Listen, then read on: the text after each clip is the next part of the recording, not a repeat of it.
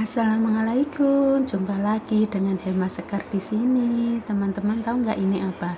Ini itu labu kuning ya, sama ini kacang mete. Rencana mau aku bikin sup. Pertama-tama kita buang dulu terlebih dahulu bijinya, lalu kita kupas kulitnya ya teman-teman.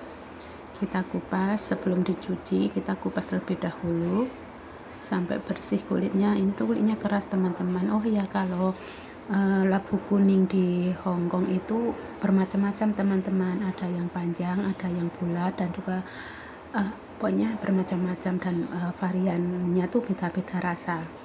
Nah, aku beli yang panjang ini. Terus setelah saya kupas, terus saya cuci ya teman-teman, cuci bersih karena labu ini kadang ada getahnya teman-teman. Nah, setelah dicuci bersih, lanjut kita potong-potong. Sebenarnya ini opsional, boleh dipotong, boleh satu gitu di steam ya teman-teman, atau dikukus. Ini nanti itu mau saya kukus terlebih dahulu. Nah, ini setelah saya potong-potong, lalu saya taruh di piring khusus untuk mengukus. Dan selanjutnya saya cuci kacang metenya teman-teman. Ini tuh sekitar 45 biji dah ini. Saya cuci bersih. Nanti setelah saya cuci bersih, tiriskan juga ya teman-teman. Tadi sudah aku siapkan air untuk mengukusnya ya. Lalu kita kukus labu kuningnya selama 15 menit. Nah, ini teman-teman, setelah 15 menit dia sudah lembek dan atau lembut gitu ya. Ini nanti mau saya sisihkan terlebih dahulu, mau saya dinginkan karena mau saya blender. Nah, kita angkat, lalu kita sisihkan terlebih dahulu ya teman-teman. Nah, ini teman-teman sudah dingin, dan ini saya mau blender. Karena blender saya itu blender kecil ya, jadi harus 2 kali pemblenderan. Kita masukkan setengah terlebih dahulu. Oh ya teman-teman, ini tuh tadi waktu dikukus dia tuh mengeluarkan air banyak teman-teman. Makanya biar tidak mubazir, airnya juga dimasukin ke blender ya teman-teman, untuk memblender. Ini saya blender selama 2 menit karena blender ini sangat cepat halus untuk memblender,